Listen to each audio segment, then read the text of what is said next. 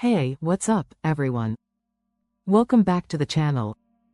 Have you ever wondered how one tiny fruit is transforming lives and shaping an entire country's economy? Well, today we're diving into one of the most powerful industries in Southeast Asia, Thailand's coconut farming. This isn't just your average fruit story. We're talking about a country that produced a jaw-dropping 680 million metric tons of coconuts in 2022 alone. Yeah, you heard that right.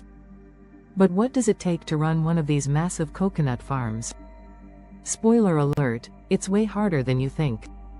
Let's get into it. Coconut palm trees are native to Thailand, but running a coconut farm here is no walk in the park.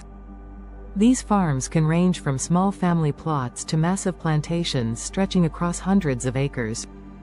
To keep everything running smoothly, it takes a serious workforce, and many large plantations even use a clever canal system to make watering and moving coconuts faster and more efficient.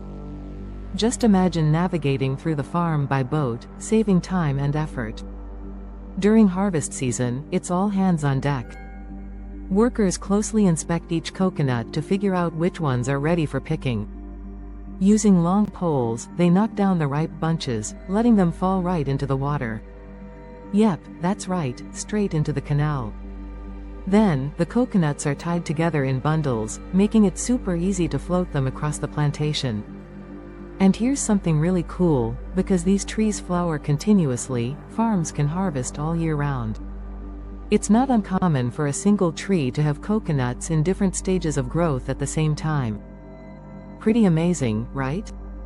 Many coconut farms are family-run, which means the whole family lives on the property and works together to keep things moving. From inspecting and picking coconuts to peeling and packaging, everyone plays their part. Once the coconuts are gathered, they're towed around the canals and taken out for processing.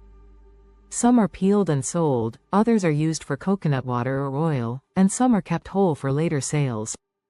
But don't get it twisted, coconut farming isn't all manual labor. A lot of modern farms use machinery to speed things up.